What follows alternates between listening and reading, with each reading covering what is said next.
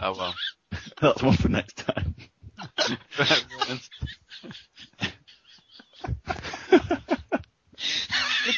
Mutley achieved. Ladies Ladies and gentlemen, we're off. Welcome to This is already going well. an unfortunate choice. I haven't slept very much. This is going to get interesting. I hope this has been recorded. Oh, are you kidding? That was just our intro. Transmission is go. Underbase Classic is live.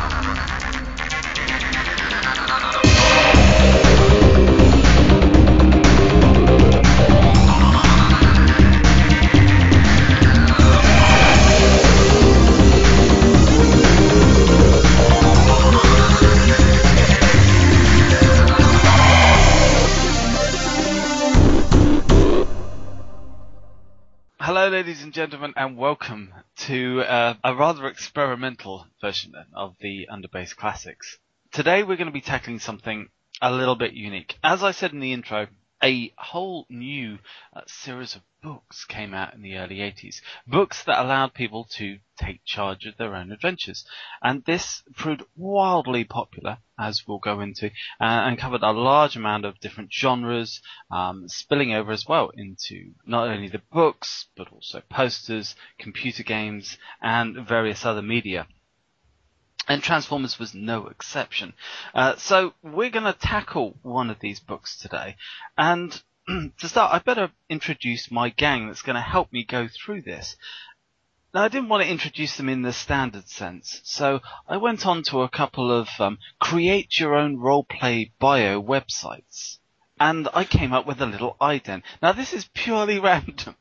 I didn't choose any of the abilities at all. I feel very scared right now. So first up, There is nothing you can come up with that's worse than what I've already done to people in RPGs. First up, this barbarian was kidnapped by a clanmaster to learn the mightiest of blade skills. Transformed into a pure form of vengeance, his friend tried to rescue him and was killed.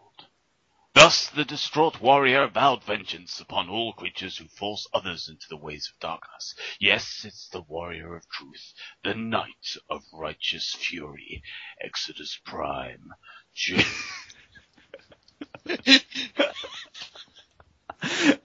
That's not too far from the truth. I'm just like, oh, that. Hello, sure. How do? See, what I really want to see now is your face in a t-shirt with, "Show me the wizard that killed my mother." Next I've never prayed to you before. That's... Mammalian and handsome in that form.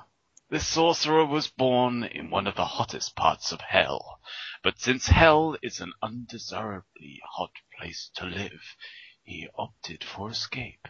Appearing on Earth in the middle of a secret ninja cave, that's convenient. This mystic now studies the ancient arts of stealth alongside his powerful enchantments in the War of Light. Nobody will ever know the good he does as he disguises himself as a simple bard on his travels. Yes, it's the chosen mystic of the 5 dragons, the guard of the shadowed doorway, Lorgablix! I am a bard of the mystic mountain. Hear me sing, for I will kill you. And finally, in maybe what was a poor choice of website on my part, he is lean and has fit legs. Bandages cover his arms and hands. Kind to everyone, mainly girls, and helps anyone in need. He can control lightning, and he is also a virgin. He is known for hanging around the subway a lot and reading books. Behind this is both a playful and teasingly sadistic nature. Beware. It's the frankly rather absurd Japanese creation, the chairman of the Subway Appreciation Society. It's Mr. Grufflock. And thankfully you never mentioned my Buster Sword. Oh, good God. He's got the hair for it. Hangs around in subways. And reading What, the books. sandwiches? Well, this is it. I did wonder if he was a fan of their meatball special. I do enjoy eating the meatball special. whilst fighting a horde of undead. What's your source of choice? It is personal question. I've got no French and I do not know why. For the record as well, I should be joining in here. I am the son of Dr. Evil and Richard O'Brien. Mock me at your peril, for I will laser you to death and then play the harmonica badly at your funeral. So what you're saying there is, if you ever ask anybody if they want 5 seconds in the Crystal Dome, they say no. In a rather scarily good link for us, since we're talking about adventure games, it's the whole choose your own adventure book. Now guys, I'm sure you were familiar with these because let's face it, you were target audience. But these books first came out, they came out due to a guy called Edward Packard, who was reading the stories to his kids, bedtime stories, regular type, and they wanted to change the story, so he was adapting, as most parents do when they read out a tale. But he decided to try and work this into a book. And the first book, Sugarcane Island, actually came out in 1976. And it was a struggle to get published. But the Choose Your Own Adventure brand, which that's what it was, really started to roll quite quickly after that. And in terms of the UK and how it came to us, of course, it was British writers Steve Jackson and Ian Livingstone, the co-founders of Games Workshop. They saw this format, they worked on something, I think they first called it Magic Quest, and after, I think, 6 months of expanding, improving, and checking, the end result was the Warlock of Firetop Mountain. Yeah. Which was the first of the fighting fantasy game books. Now, to you people listening at home who may be a little bit too young for these or just never saw these in the fighting fantasy format, these were a real game changer. You went from kids who, being typical kids, were not always the biggest in terms of reading books and getting hold of stuff. It became a challenge for you to find all the fighting fantasy books. You would charge in, and I mean, by the time they finished, there were 59 books in the series. But I remember charging in and desperately trying to find the fourth book, Starship Traveller, which was the first title, I think it was number 4, the first title with a science fiction setting. But these were incredible. You could lose yourself in a book for hours, possibly even longer if you were playing with dice. And even though you can die horribly, you would still want to go back and keep going until you actually finish the game. Uh-huh. So, I mean, guys, did you play these books? Just a bit.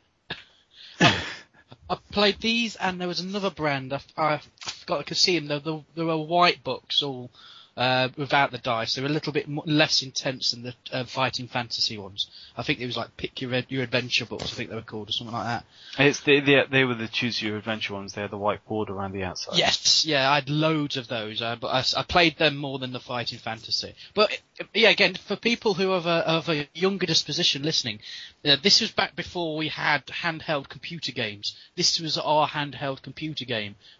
Really, because you wouldn't have a DS Lite or a Nintendo or whatever. You would have one of these in the playground. Yeah, when these came out, the Game Boy was still a very expensive piece of kit that the majority of people just didn't have. Mm.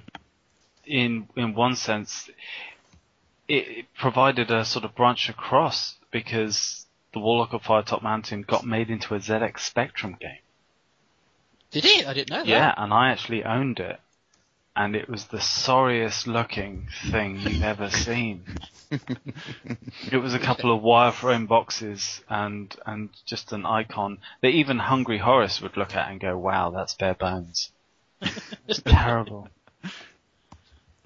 So, Joe, we've got a Transformers version of this. Yeah. So, what's the deal? What is this series? Well, basically, if you haven't got this, I'd recommend you pick it up. It's available for the princely sum of 1 pence on Amazon. It's like loads of them. It's Desert of Danger. It's got a lovely picture of a weird wolf on the front. And it's just a small little pocket-sized book. It's really, it's about as big as a Ladybird book. Nice. It's really small and it's paperback. And yeah, there's not, how many pages has it got? 72. It's quite short. But yeah, it's definitely worth picking up for that price, I'd say. Oh, yeah. Right, now, there are just a couple of simple rules. One, we will discuss every option between ourselves before we go on. This adventure might not take us too long, especially if we die straight away. So, if we do die quite quickly, we'll move on to another adventure. Joe is going to be our dungeon master, so to speak, and as well as reading out all the description of where we're going, Joe has agreed also to voice every single character we meet in a different manner. Well done, Joe. I didn't agree to this. You have now. They'll all have the same voice, but slightly different. Trust me, it's worked for me. No one will notice. So, we've got Who wants to read out the intro? I think Gruffy should do it. Yeah, Gruffy, go for it. Okay. In whatever voice comes to mind. It's called Desert of Danger, people, by the way, the book. Yeah. As opposed to Desert of Danger, where Paul gets hypnotized Peach Melba. Death by chocolate. Smothered in ice cream. Through the brown window. What? So yes, this is The Transformers, Desert of Danger. On the distant planet of Nebulas, groups of heroic Autobots and evil Decepticons have settled, binary bonding their powerful bodies with the native Nebulans to create a dramatic new race of hybrid robots. Each can transform for action at lightning speed. Now, the terrible battle between good and evil continues on Nebulas. You are the hero of this book, and suddenly you are thrust into the deadly struggle. Target Master Hot Rod and his companion Professor Sparks suspect a group of Decepticons led by the fearsome Skull Cruncher have a cunning plan to form an invincible army on Nebulas. With your help, will Hot Rod be in time to thwart their evil scheme? This is an adventure story, but it is not like most adventure stories. There is one big difference. You are the main character. In this story, you are a Starship co-pilot, and there are some incredible adventures in store for you on the planet Nebulas. What happens in this story depends on your decisions. The final outcome, whether Hot Rod and Sparks will win the day, or whether the evil Decepticons will triumph, is in your hands. Now, fasten your seatbelts and fire your retro rockets. You're about to land on the fabulous planet of Nebulas. It's time to begin. Ding! Hot Rod. Right, Joe. No pressure, Follow Joe. that, Joe. Follow that, Joe. Shall I carry on? Yeah. Yes. Yeah, okay. Page 1. As co-pilot of an interstellar cargo ship, you are used to visiting far-flung corners of the galaxy. But you have never been as far from Earth as you are now, for your latest haul has taken you beyond the galaxy's rim to the solitary star system of the planet Nebulos. While Harry, the pilot, guides the ship expertly towards the spaceport, you turn to look back at the galaxy. It appears as a great silver cloud filling half the night sky.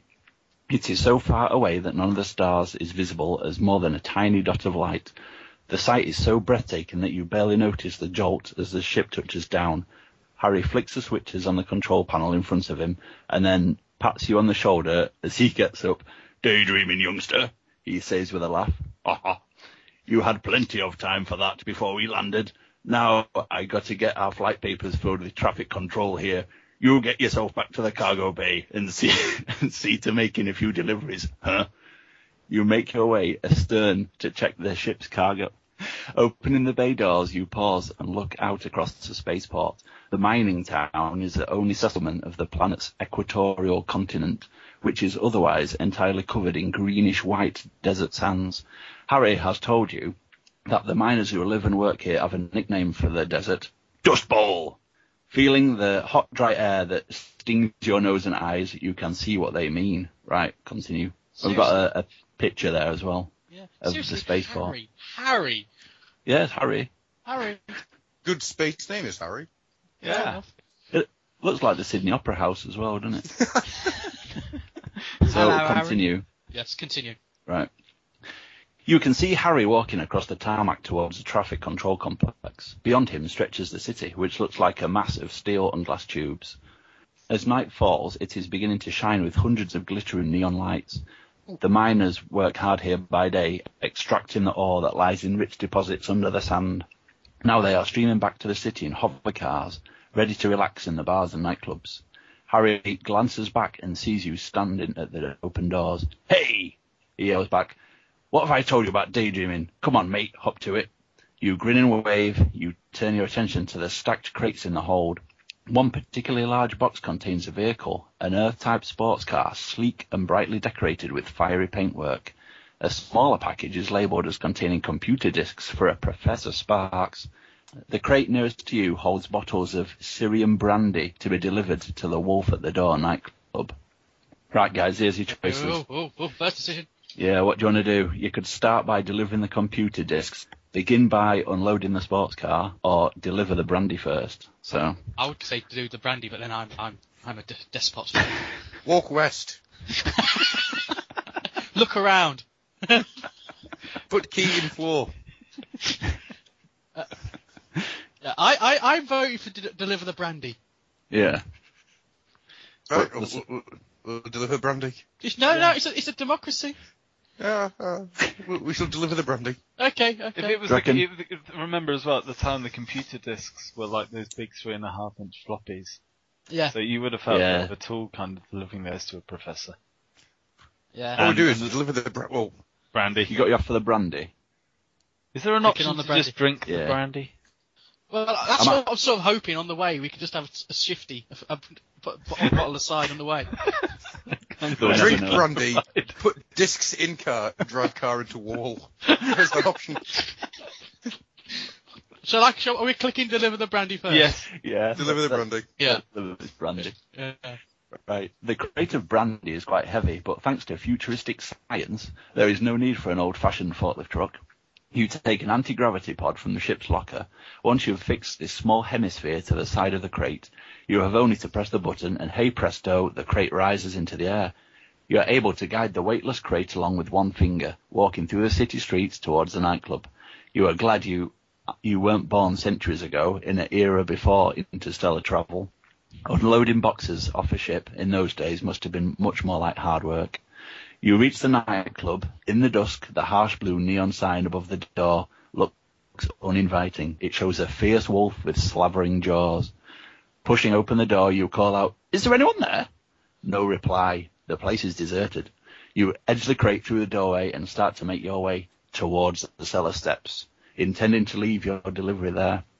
Suddenly, a bulky blue-grey nebulon steps straight out of the shadows to block your way. "We're closed," he growls in a gruff, menacing voice. "Beat it!" But I've got this crate of brandy for you," you manage to stammer. "Brandy?" He appears at the label. "Oh yeah, brandy, ha ha." You cannot see what he finds so funny. You are not all that anxious to find out either. You detach the anti-gravity pod from the crate and slip it into your pocket, but the Nebulon lifts the crate in his huge metal arms as though they were still weightless. He steps back and glances towards the cellar steps. You have a feeling there's something down there that he doesn't want you to see. He stares down at you again, saying, "Okay, you little sprat, you've made your delivery, now shove off." So here's your options now. You can, if you want to leave and go back to the ship, or you could try to dodge past the Nebulon and sneak a look in the cellar. Ooh. Are you curious of what he's hiding?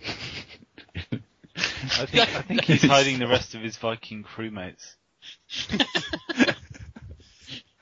He's handing all the empty bottles of brandy. That's what he finds so funny.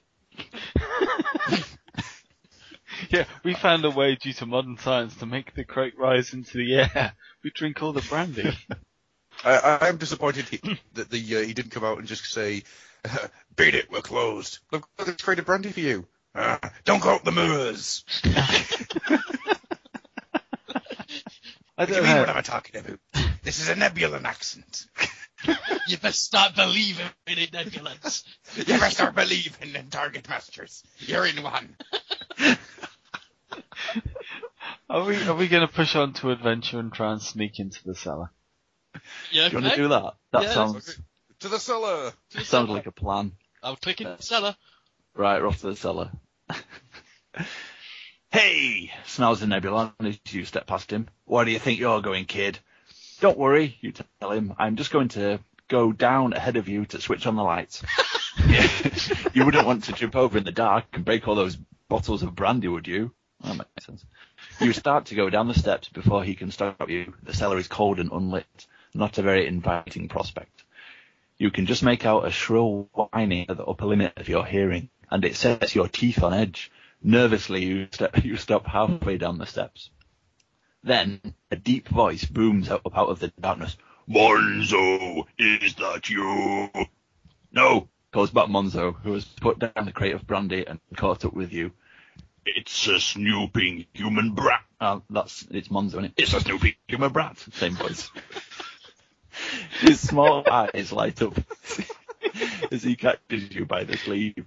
Saying nothing, he grins evilly and reaches for your throat. For a moment, it looks like the end. Then the door to the nightclub swings open, and half a dozen rowdy Nebulons saunter in. Hey, are you open? They demand. What about some service around here? 5 cans of premium oil, and be quick about it. Monzo glares at them and grunts. He realizes he cannot do anything to you with these witnesses. After giving you a threatening stare, he shoves you roughly away. Push off and don't come back, he growls. Continue. There are 2 adventures going on here, aren't there? Yeah. There's Sorry. the adventure of us going through the game, and there's the adventure of Joe tackling the voices. I can't do voices. Well, the thing is, no, it works because of course, it's Monzo and they are headmasters.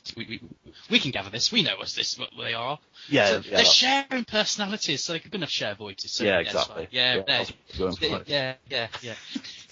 But why Nebulons after drinking oil? Well, it's like the pictures in the book that when we get to them. Yeah. They're all like, they all seem to be robots in this. They're not like they were in the comics. They're not just like little human people. They're all like, decked out in robot gear. You just made. This is Japanese continuity. I know, it doesn't add up. It It does. It's Japanese continuity. I'm so happy. There's Planet Master. Are we on Planet Master? We are. This isn't Planet Nebulos. This is Planet Master. Anyway, continue. Right, we're continuing. Breathing a sigh of relief to be out of the sinister nightclub, you hurry back to the ship. As you climb the ramp into the cargo bay, though, you are startled to see another robot searching among the crates. This one is painted in vivid hues of red and gold. It's even bigger than the bullying owner of the Wolf at the Door Club. You can only hope that he has a more agreeable nature as well. It seems that he does. Hi, he says. I'm Hot Rod. You must be the pilot. Co-pilot, you tell him. Are you looking for something? Yep, this is it, he says, picking up the package of computer disks you noticed earlier. The prof will be going spare waiting for these. He's doing some kind of vital research and he can't get on without some new computer software. You remember that there was also a sports car addressed to Professor Sparks, but when you tell Hot Rod about this, he only laughs and points at a large splintered crate. Ha! That sports car was me, he explains. I'm an Autobot, you see, and we can change our shape to appear as seemingly ordinary vehicles. I had to go to Earth to fetch these discs for the prof. A berth on an interstellar liner doesn't come cheap, so I transformed myself into a car and myself by freight post. How did he sign for himself? What a cheap bastard! Expect delivery in 2 to 5 weeks. The 2 of you have a good laugh over this. I'd better not tell Harry, you say, chuckling. He'd probably try to charge you the difference. He'd have to wait a while for his money. The computer disc costs quite a bit, so the prof and I are flat broke. Talking of the prof, how about coming along with me to see him? I guarantee you'll enjoy the ride. I have never heard Transformers having economic issues.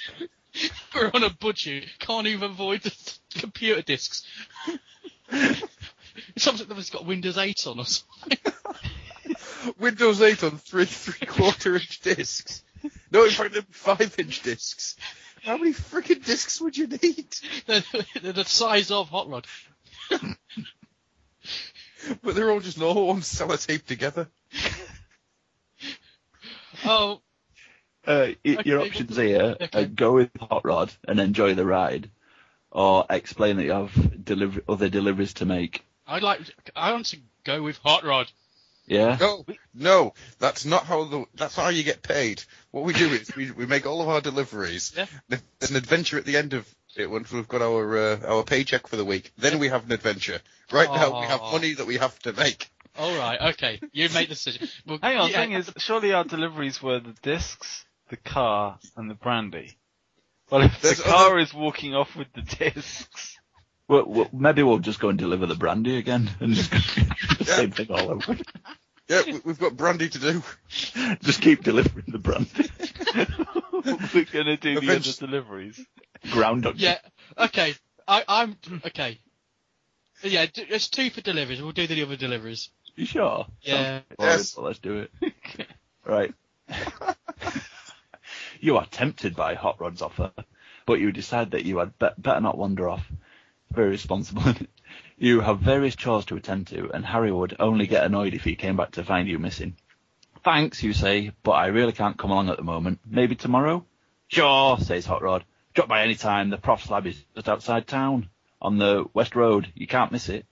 You watch him step down from the bay and swiftly change shape to become the streamlined sports car again. With the computer stowed safely on his passenger seat, Hot Rod shifts into top gear and screeches away across the hot tarmac. See you tomorrow then, he calls back. You will laugh as several spaceport engineers stare agog at the driverless talking car that has just whizzed past them. Right, so now you haven't yet delivered the consignment of Syrian brandy to the nightclub. You have delivered the brandy. You may as well head for your bunk and get some sleep. We can't keep delivering the brandy. We haven't delivered the consignment of brandy. We must get the brandy to the nightclub. I think based on that, we haven't got a choice. We have to live the brandy, unfortunately. Don't want to go down that road again. Well, we could, but it'd be quite a long show. You have delivered it as well. Yeah, so let's go head for our bunk to get some sleep. The next morning, you are woken by 3 black armoured Nebulans. The triangular symbol painted on their chest tells you that they are the police. One of them opens a wallet and shows you Harry's ID card. Is this the pilot of your ship? He wants to know. Is the robot? Yes, you say. You have a feeling of dread in the pit of your stomach. Has something happened to Harry? The Nebulan hands you Harry's jacket and wallet. These were found in the desert this morning, close to where a meteor fell, he says. Someone was murdered in pretty much the same area last week. We're afraid that's probably what happened to your friend. But until we find his body, we can't be certain. You slump into the co-pilot seat, stunned with shock. Once the police has gone, your thoughts turn to Hot Rod and Sparks. They are the only people you know on Nebulos now. You decide to make your way out to Professor's laboratory and see if the 2 of them can help you find Harry's killer. So he's just assuming it's been... You hitch a ride with some Nebulan traders who drop you off at Sparks' laboratory on the outskirts of the city. However, when you knock on the door, there is no reply. Possibly they've gone into the desert to carry out some scientific experiments. Rather than wait here, you decide to go looking for them. You are impatient to do something about Harry's murder. So do you want to deliver the brandy? Deliver the brandy! We're impatient about the murder. We must deliver brandy. Here's some options for you. You could either take the hover jeep that's conveniently parked outside the lab, or do you prefer to walk? Grand Theft Hover Jeep. I think it's a stupid choice. Do you walk or do you take the car? I know it's theft, but in the context of this story, it's like you don't care. It's economical times, though. It's already been established that maybe walking is better for your carbon footprint and the petrol. You wouldn't have to shut up. Wait a minute. The car might be set up to be a bomb. Let's take the car. You're going to take the hover car. The hover jeep. Oh, it's going to turn into pound. You never know. Are we doing a hover jeep? Hover jeep. Before we take the hover jeep, can we go tap on it and ask if it's a robot? Are you alive? It says no. I shall trust it. Click. Right. Can we just make sure it's not jazz, please? Hello, robot. Did you come from the woods? You've always wanted an adventure, Jazz haven't Mark. you?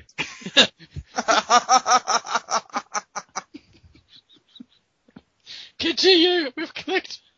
On the humans. Why? Nice to see we have continuity on our own podcast series. Must kill the Vikings. Devour. Jasmag. No Jasmag treat for you. Continue before I die.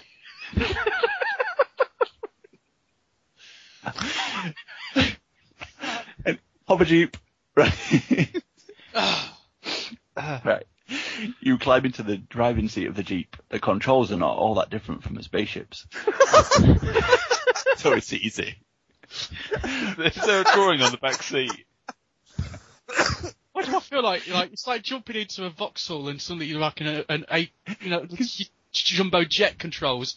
Ah! That's like the idea of jumping into a hopping. Wait a minute. Yep, this has all the galactic positionings things I need. There's the thrusters. There's the leave planet button. There's hyperspace. Brilliant. After a few moments, you have managed to get the Jeep started, and you are gliding slowly above the pale green sand dunes. In the glove compartment, you find a map showing you where 2 meteors fell. That's convenient. Oh, you also find the best of Queen. Yeah. Somebody's read Good Omens. The city and the location of Spark's laboratory are also clearly marked, along with 2 circles in red ink. Beside these, someone has written, "Murder victim found here." Not have been found here, but found here. It's like here be dragons. Both circles are near to where the meteors came down, and you guess that Sparks discovered some connection between the meteors and the killings. The map also shows the site of the abandoned mine, and Sparks has written Decept HQ, ? Next to this. It is not much to go on, but it's a start. You decide to head for the mines and see if Hot Rod and Sparks are there. The ride to the mines is quite enjoyable, and it almost makes you forget about Harry's disappearance. Yeah. Sighting the mine entrance from the top of the dune, you switch off the ignition and let the Jeep settle down onto the sand. Right. Good. If you decide to walk down to the mine from here, you could do that, or you could take the hover Jeep right down to the mine entrance. Are we ram raiding the mine? We are ram raiding the mine. Absolutely. Ram raid it? Yeah, ram raiding the mine. Right, Okay. We're ram raiding the mine. You start the Jeep and steer it down towards the mine entrance. Suddenly, a gigantic robot, alerted by the noise of the Jeep's engine, emerges from the... It doesn't say the end at the bottom, all right. Alerted by the noise of the Jeep's engine, emerges from the mine and points its rifle at you. You hear a deep rumbling noise building up in the air, and your teeth rattle in your skull. The Jeep pitches forward as though struck by an invisible hand, throwing you out of the sand. Before you had a chance to run, the robot has leveled his sonic rifle at you. The shockwave causes you to black out instantly. You are dimly aware of being picked up and carried somewhere. You feel hard metal fingers around you. The blazing heat of the sun disappears as you are taken into the darkness of the mine. You try to open your eyes and look around, but the throbbing in your head is too much for you. You fall unconscious again. Ooh, nasty. Getting intense. Continue. Right. Hours pass before you finally wake up in a bath of ice.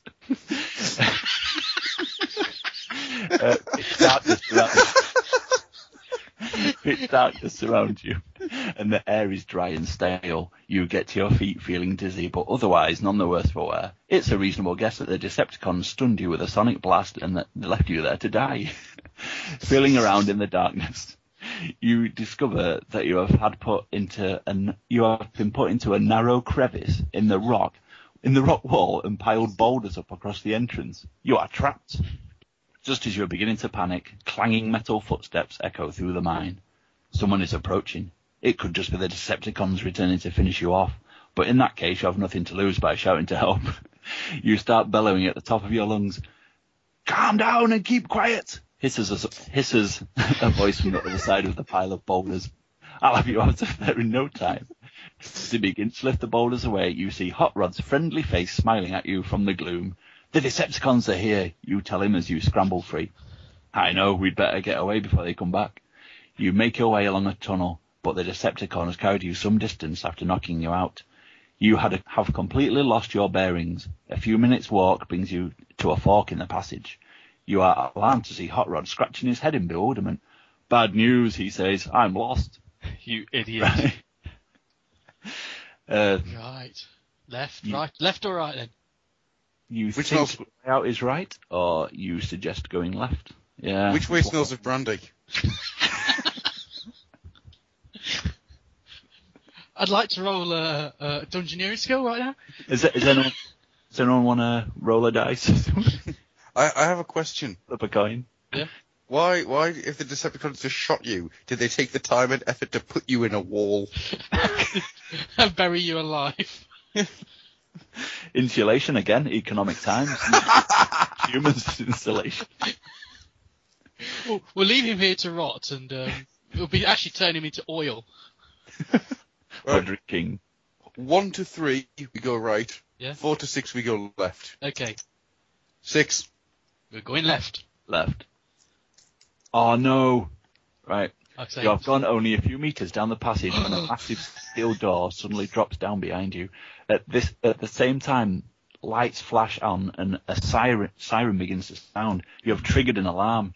A bulky purple and black shape blocks the tunnel up ahead. Mind wipe, says Hot Rod, stepping in front of you. He is bravely determined to protect you, but without sparks it is a one-sided battle. Mindwipe raises his Viper pistol and a jet of pungent liquid spurts all over Hot Rod. Money shot.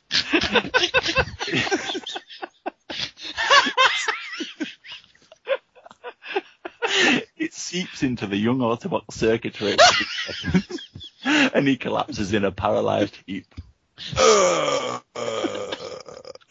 Ignoring Hot Rod's groans, Mindwipe strides forward. His Viper pistol will not affect you, but that knowledge gives you no comfort.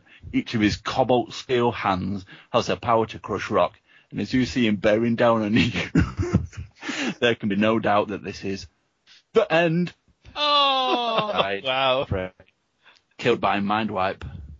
Dice, why did you fail me? And you had to watch Hot Rod's Sticky end. Hot Rod's sticky end before you died.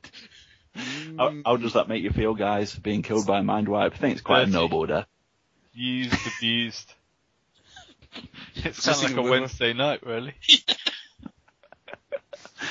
Oh dear. Wow. That was fun. It's intense. We went to sleep. We woke up. We drove down a mine. The end. We You became delivered a some wolf brandy eating. and you went in a cellar. Yeah. You saw some things before you died. The last thing that went through his mind is, why didn't I just re-deliver the brandy? Just keep delivering the brandy. Well, I have a suggestion. What's that? Should we employ Skywarp and go back in time a little bit? Yeah, What, just and go, go right? yeah, let's just go back one. Let's go. Yes. Diddle-doo. So if you look right. Right, you think, right, we rolled a 3, didn't we? So that's, you think the way out is to the right. That's what we did. Yeah. Okay. We are employing the time-honoured thing that all of us used to do when we were in the playground. Oh, yes.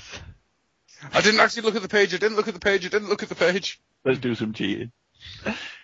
After a few minutes, right, we've gone right. After a few minutes, you catch sight of a faint trace of moonlight ahead, and a warm gust of wind blows across your face. You have reached the mine entrance. It is not a moment too soon. A heavy crunch of footsteps booms up out of the mine behind you, and you hear a menacing robot voice raised in alarm. The human has escaped! An Autobot has penetrated our defences! Got him! Quickly! Hot Rod has like no 50 intention Shades of of waiting Grey. around. What the hell is Graham Norton doing in the Decepticon ranks?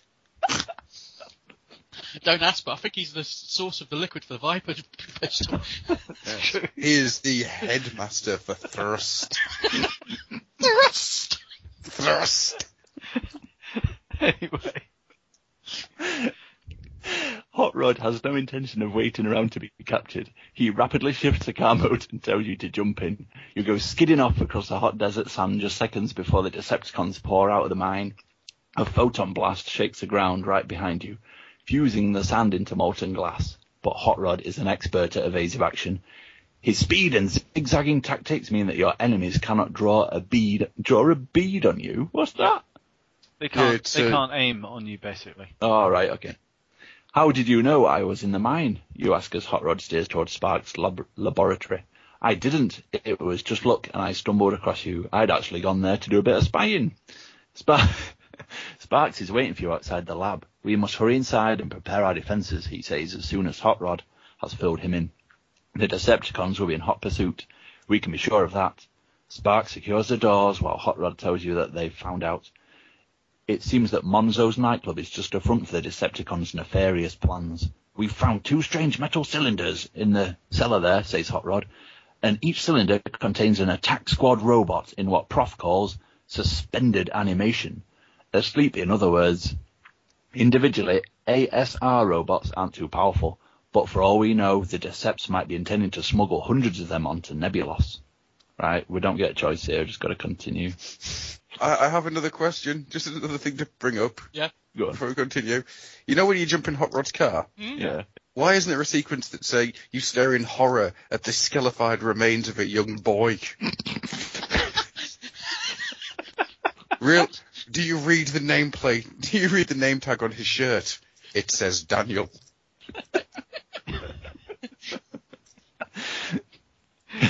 Because whilst it was fine for Hot Rod to go and book himself into luggage, it wasn't so good for his passenger.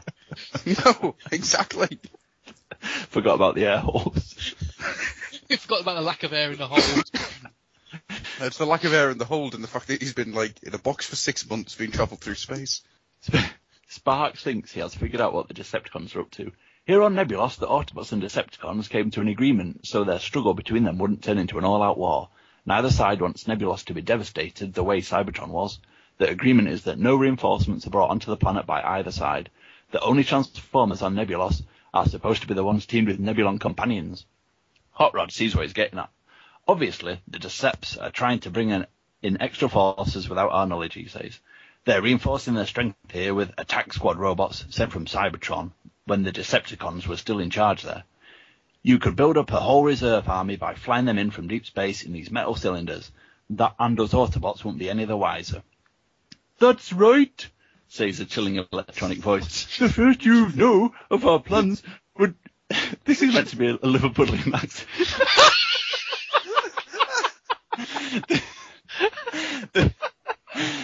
The first you know of our plans would be the day we were wiped out. No, sorry. I'm really proud of First, you know our plans would be the day we died. What? U-turn. 2 sinister robots have crept into Sparks' laboratory while you were talking. They are thick-set warriors with polysteel armour and lasers built into their forearms. 2 of their ASRs. Arses. I think they're ASRs. They're some kind of endowment mortgage again. Ooh, we got a picture. Do we? Right. Continue. A glance out of the window tells you that the laboratory is surrounded. Skullcruncher, the fierce Decepticon headmaster, is there, a metal monster like a giant alligator. Monzo is guiding Weirdwolf around to the back to prevent you escaping that way. In the sky above, a giant metallic bat flits slowly towards the laboratory. Watching it, you feel a strange dizziness caused by its glowing eyes. That's Mindwipe, says Spike. Up to his hypnotic tricks as usual. Well, I'll settle his hash with a ground-to-air missile. He's got a stash. He's got a stash of hash. Bring forth the ground-to-air missiles. Should we just phone the police? No! Dirty dopehead. But on Nebulos, didn't they vote in recreational drug use? It's an bomb missile. It's fantastic.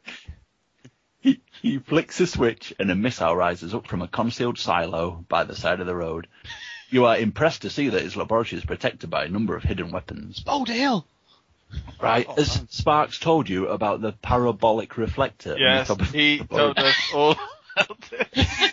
If not, well, are we going to play this fair? Because he's not ready, has he? Nah, we don't know about a parabolic reflector, do we? There is a sign over here saying for parabolic reflector, press switch. I'm going to throw myself at the desk in the vain hope I hit everything. Oh, what we do? Are we going to cheat? No. Let's try. If not, we might as well. If not. If not, We have 2 more Skywarp tokens, so we're fine. Quantum bastard! Sparks touches the fire button. The missile emits a plume of white-hot flame and then rolls off its launching base directly at Mindwipe. Mindwipe gives a momentarily screech of alarm when he sees he cannot get out of the way in time. Luckily for him, however, Skullcruncher is ready to act. The powerful metal tail of the reptilian Decepticon lashes up to intercept the missile before it strikes the terrified Mindwipe. He is careful not to hit the missile's nose cone, which would cause it to detonate. Instead, his blow lands on his tail fins, deflecting the missile in midair, so that now it is heading straight at you. You jump back an instant before it hits. The window is smashed, scattering jagged fragments of glass everywhere, but Sparks shields you with his metal body. Then he begins to transform into his rifle mode. "We'd better shoot Mindwipe down before we're all hypnotized," he says. And we start eating onions thinking they're apples. What? That's what happens at hypnotism shows, isn't it? Oh my god, I'm a chicken! You You understand? foul Decepticon!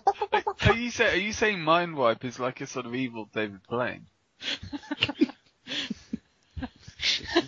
Mindwipe doesn't answer questions, he merely makes you look at his hand. Look at the hand, Look into not the my hand, eyes. look at the hand, look at the eyes, away. And you're back in the room. You understand his plan. As Mindwipe descends to concentrate his hypnotic gaze through the hole in the wall, you try to lift Sparks.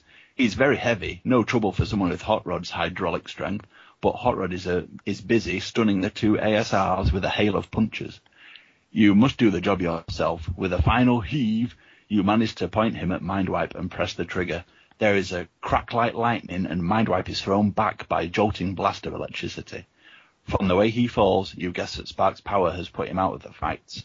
Continue. After knocking down the 2 ASRs, Hot Rod forgot all about them as he watched Sparks deal with Mindwipe, but suddenly one of them leaps up from the floor and smashes into his back. "Haven't you ever heard of playing possum?" he snarls as he tears at Hot Rod's armour. At the same time, the other ASR activates a jetpack on his back and rises into the air. He's trying to get a clear shot at Hot Rod with his ruby lasers. You glance outside. Skullcruncher is stalking closer, occasionally pausing to chew up rocks or pieces of machinery in his maddened battle frenzy. Yeah, having a snack. I'm so annoyed I could chew a rock. So what we're saying here is, A, we have a shit missile. B, Skullcruncher is useless because he attacks rocks, thinking they're you. And no, I've never heard of playing possum. Possums don't come on Nebulous, because we're on Nebulous. Or Cybertron. And how is he meant to lift that gun as well? The bigger than he is. Well, the thing is, go on. Isn't it a bit of a design fault when you turn into a gun that you can't even fire yourself? I just like That's the fact Megatron. you fire the gun, and it's like you're dead as you're now a smear on the wall behind you due to the recoil. No, You recoil have is combined another. with gun. So, Recoil's another gut target master. so do we help the one guy that could stop us from being killed, or do we run outside solo to confront the giant metallic alligator? Who's Alligator. chewing rocks? No! Alligator. Let's be sensible. We might stay their alive. choices. By the way, sorry. Help Hot Rod against the ASRs or run outside to confront Skullcruncher, who's just mid-snack. Hot Rod, please, it's sensible. It's hot. He's got to be on it. Which one contains more brandy? Oh, Hot Rod's got it in his boot. What do you reckon, guys? Hot Rod. Hot Rod? Agreed? Okay. Grudgingly. Oh, what? This was a serious mistake. No. Do you want me to read this, or do you want to deploy Skywalk? Let's do it, and then we'll go back one again. This was a serious mistake. You will only get in the way. While Hot Rod is powerful enough to take care of the 2 smaller robots on his own, he deals with the one grappling him by flipping over his head with a judo throw, and then delivers a powerful punch for good measure. The other ASR has landed high up on top of the computer panel. Hot Rod steps forward to seize the panel and topple him from his perch. But the ASR fires his backpack jets again, sweeping out into the middle of the room. "Human prey," he says as he catches sight of you. "I won't have any trouble charring you to a pile of cinders." His ruby lasers glare sullenly as they focus on you. You are rooted to the spot. Hot Rod is running towards you, intending to throw his own armoured body in the way, but you can see that he will be too late. The ASR's laser erupts into blinding red light. For you, this is the end. You've just been called Cyclops. So Hot Rod isn't able to fire any guns. No, because because he only got his wrist guns. He didn't need sparks. We are such nerds. We are now confronting and arguing with the logic of a role-play game. Okay. Do you want to see what Skullcrunch had in store? Yes.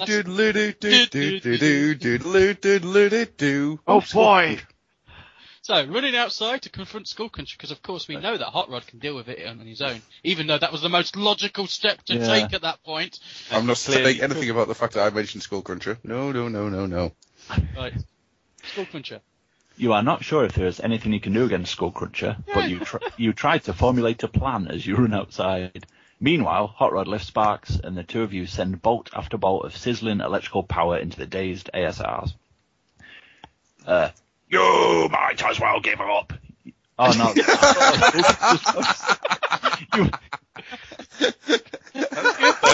You decided to grow a spine and get some balls. Right, you might as well give up. You shout to Skullcruncher. Drops. I just say, trying to make your voice sound brave. Yeah, that's what You might as well give up. You shout to Skullcruncher. Mind wipes down, and you two robot stooges are next. He lumbers closer, jaws wide, as his eye lenses focus on a hover jeep parked nearby. He gives a growl of sinister delight, and he begins to grind his teeth. He is obviously thinking of crunching it up. Of all the Decepticons, Skullcruncher takes the most joy in mindless destruction. Skullcruncher would sound like Yoda then for a second. Crunch cheap I shall. So there's two options here, none of which I think I'd just leave it. But it's jump into the hover jeep he's about to eat and start. Yeah, do that, or drop something into the jeep. Drop what? Is it like, oh, actually, what I've got is a grenade which can be used to make him. What is this thing? Drop a fat meat. I'd say, the most logical, again, it would probably be drop something into the jeep. You don't want to jump in the jeep he's about to eat. Yeah. What do you reckon? It looks quite cute. Using the logic of this book, I'm saying jump into Skullcruncher's mouth. It's Using the logic that's being used here. With your brandy. Brandy in one hand, 5.5-inch disc in the other. This one's got Optimus Prime's brain on it. But override Skullcruncher. And then the crocodile turns red, white, and blue.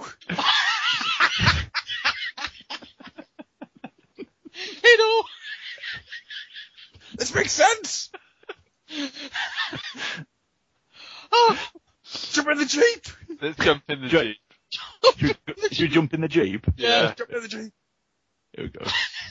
Luckily, the keys are still in the ignition. Sparks must be the trusting sort. You start the jeep and it rises on a cushion of air. Skullcruncher grunts in derision. Do you expect to escape from me in that? He sneers.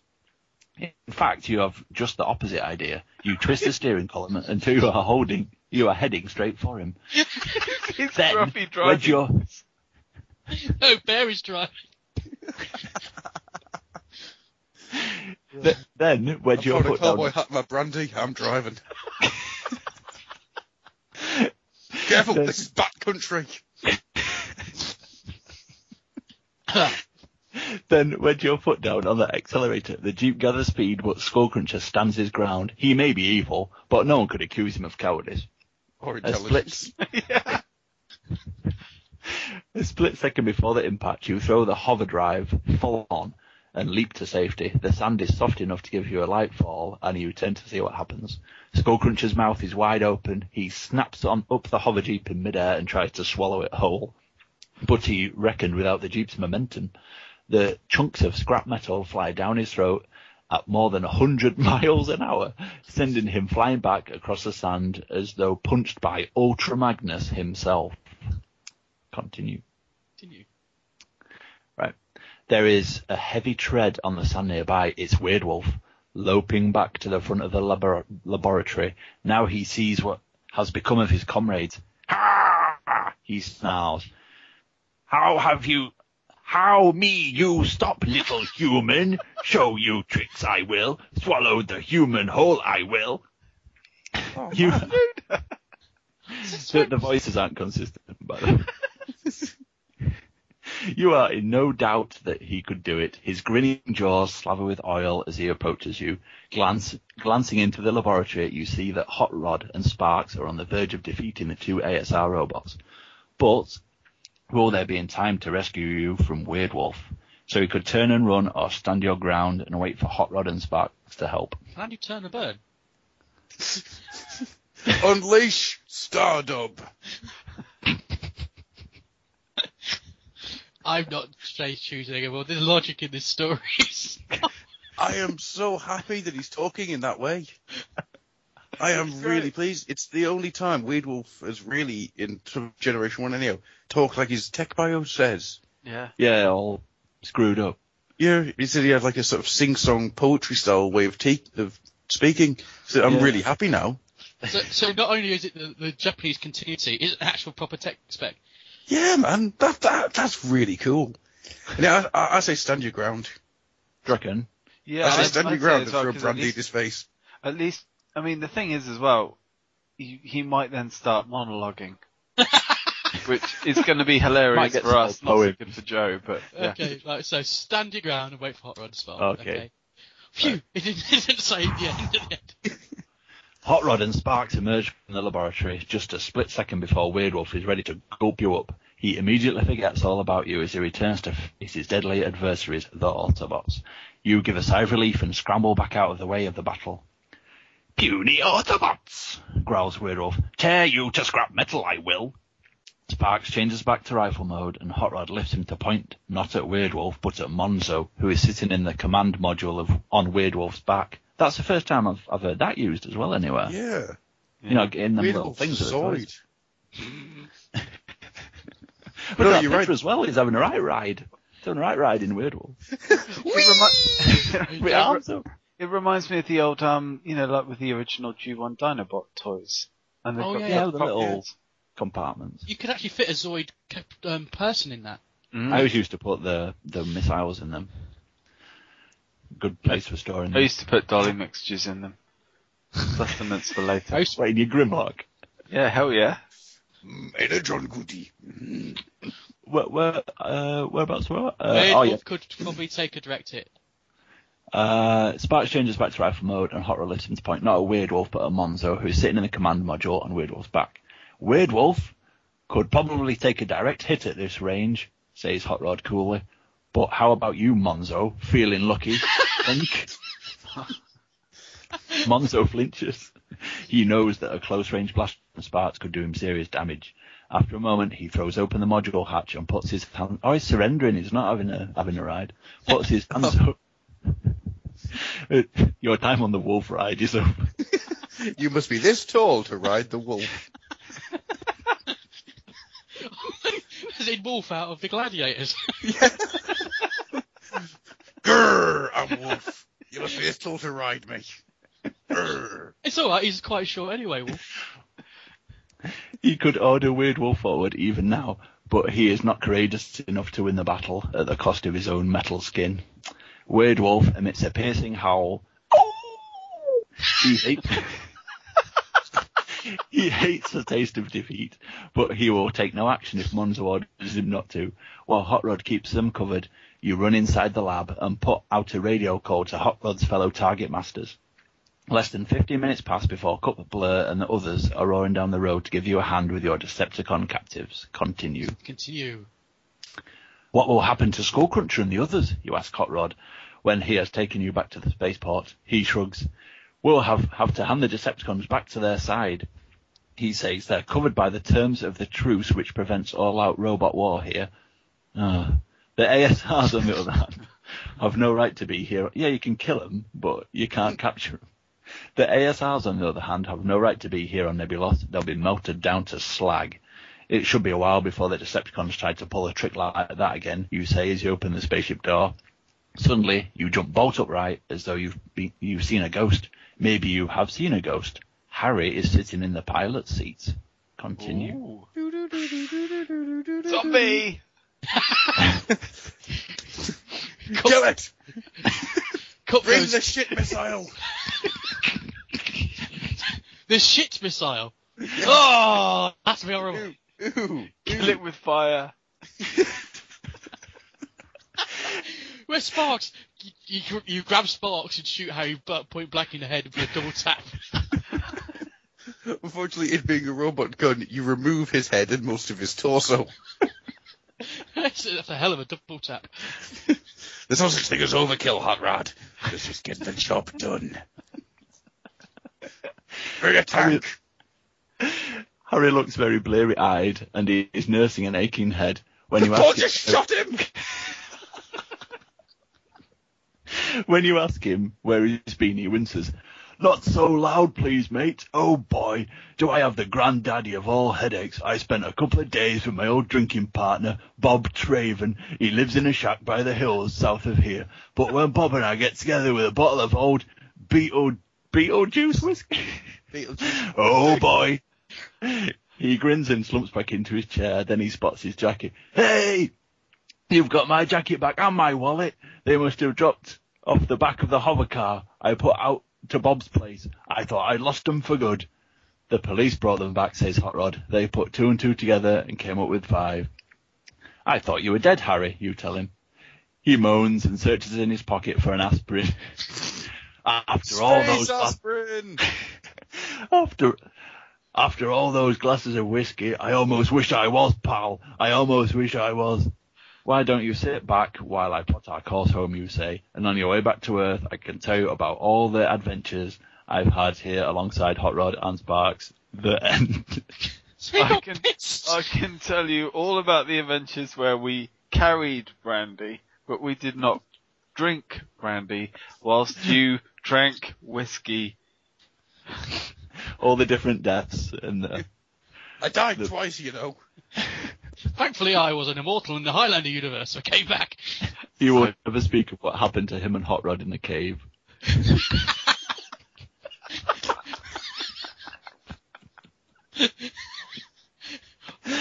I got splattered on today. We lived. We did. Yeah, we did alright. Even if we died, our deaths were pretty What fun. was with the logic in that? Seriously. I'm just disappointed there wasn't commit suicide or run away to happy world. Commit suicide, it's the only way we'll survive. Based on that logic, yes. I like it how Harry weren't dead, he was just pissed up. I like the fact though, Harry. seriously, that the Decepticons will kill you. That was quite... I think that's a mark of these books, is at the time they were able to make the bad guys far more of a threat. I don't know which one of these I read. I know I did read one, but you would get to the point where if you did see an Autobot, you would want to stick close to them because you were genuinely worried if you were on your own or you split up, the cons could kill you. Of course, you compare that to now, and it's a huge deal when a human is killed. Where of course this was a kid's book. Yeah. It's shocking. Maybe that's stuff. why they made the Nebulons sort of robots, because they were going to shoot him at some point. Going to shoot Monzo, weren't they? Yeah, it's true actually. Crazy But stuff. yeah, he could really die in it. It's pretty scary, but the consequences of your actions. Now, let's just say the 20 minutes or so that we assumed that would take us was over quite a Cheating while. aside. So I think we're actually going to keep it at the one story. Yeah. Swamp Scorpion. if people do want us to attempt another story, and of course, if we do attempt another story, Joe, you are doing the games mastering again because you did a sterling job, I sir. can't do voice. I'd have to. come The up with some voices, voice. no, the voices were wonderful. They're all the same. No, they're not. No, that Liverpudlian one was definitely not the same as the rest. Liverpudlian stroke Geordie. Oh, Again, that was I'm one of his sorry people to is doing everyone. his own thing. But yes, we will certainly return for one of those. And I suppose that really sort of brings us to the end of our particular unique show. But first off, I'd like to find out, where can we find you guys on the net? We do this quite a bit. The fact is that people keep doing new projects and things of interest, and it'd be good for our readers to check it out. First off, Joe, you've got a couple of things bubbling away now, so could you tell us about some of the various things that you're doing on the web at the moment? Oh yeah, if everyone's been listening about the Transformers multiverse that's been going on, if you'd like to check out one that me and my cousin Lewis has done, then head over there to have a look. It's on DeviantArt. I think you search for TF Multiverse or Transformers Multiverse.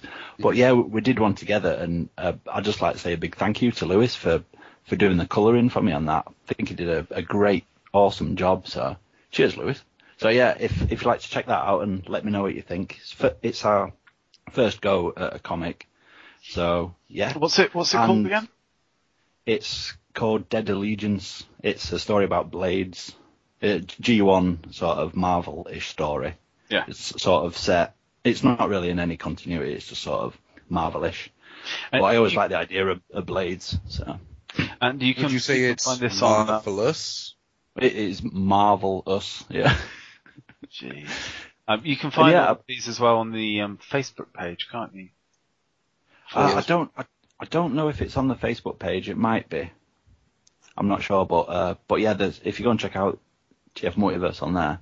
I'll tell you what. We'll still align from the main podcast. We will stick in links to everything that we mentioned here in the show notes. So if you look at the show notes on Full Metal Hero, it'll have a link to everything that we talk about. Cool. Sweet. So in addition to that as well, Joe, can we find you on any commentaries? On any commentaries, yeah, you can. You can find me and Paul here on the Brain Dead commentary that we did, which I think you might enjoy. I was full of cold, but it was still a good laugh, wasn't it, Paul? So, Yeah, it was full of gory fun. If you like your horror films as well, check that out, definitely. And in addition to your DeviantArt page, I believe also there's a thread on Full Metal Hero, which is now up to about 5 pages, where you actually post up your work. Oh yeah, I've just been putting on sketches that I've done of just G1 Transformers, mainly drawn from the toys. So yeah, if you want to look at that as well, that's appreciated. Check it out. Yeah, and it's very good stuff, man. Oh, cheers. Next up, Mr. Paul. Oh, well, I've been doing commentaries going out my wazoo. We did the Halloween runs. We're going to do some more today. Keep your ears open for an Empire Records one coming up. We just did a Brave Star one. We are going to be doing a run of Christmas ones, so I hope you enjoy them. Other than that, I just get about. You can find me on Twitter, Logan_Blaze, and I'll try not to bore you. And if any of you out there have any kind of love of the Highlander franchise, please, God, go and listen to the Shut Up and Watch This Highlander 1 commentary. It is one of the single finest things I have ever heard. I'm on it. Love that film. Oh, it's so good. I'll get that downloaded, don't worry. I love Thank Highlander. you for that, man.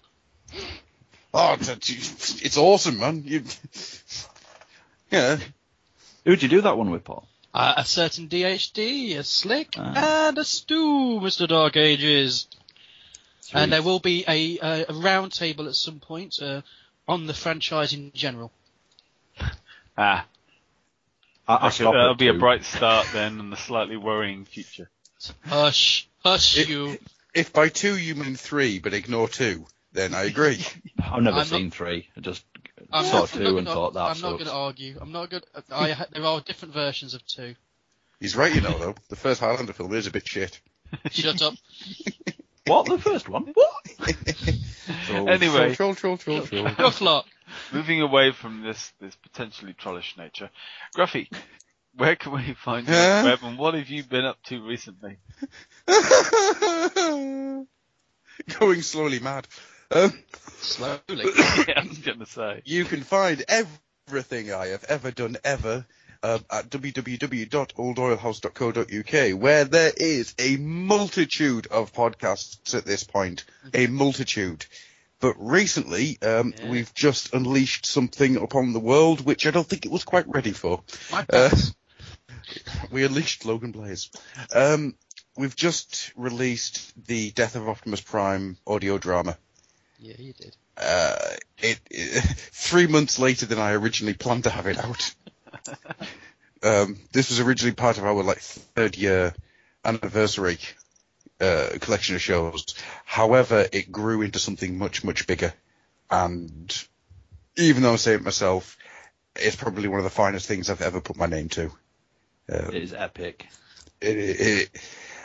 I couldn't have done it without some very, very, very talented people coming in and doing a lot of work. One of them not 100 miles away at the moment. 2 of them not 100 miles away at the moment. Well, one of them did any good. Anyway, carry on. The erstwhile Adatum over here Hello. plays Optimus Prime in it, and he does an amazing job. Yeah, he does. It's called And A as Hangover. Works wonders. Oh, so you. I like your method acting there. Get pissed the night before. Yeah, okay. But yeah, we've do check it out, guys, because it really is. It's a fantastic way as well to look at or review one of the most iconic comics that we've had in recent years. Mm-hmm. Oh, definitely. It's I have difficulty going. Well, you should go and listen to it because it's freaking epic. You should. I listened to it and it kicked But ass. it's Right. a lot of work and love went into that thing.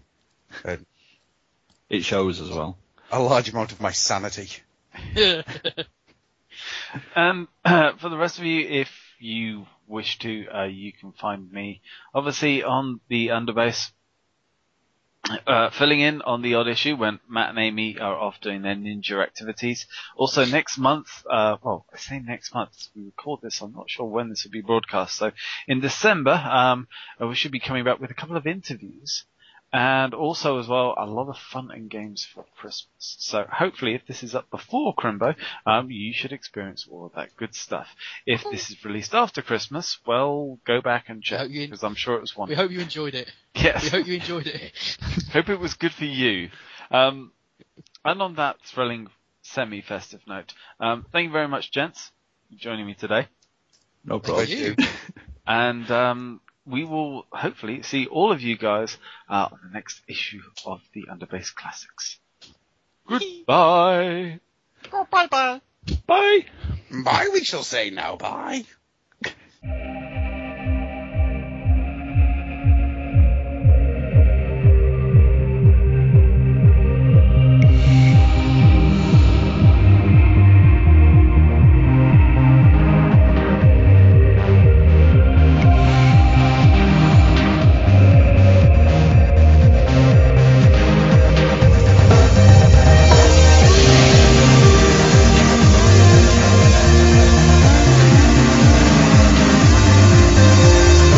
Underbase Classic complete. Cease transmission.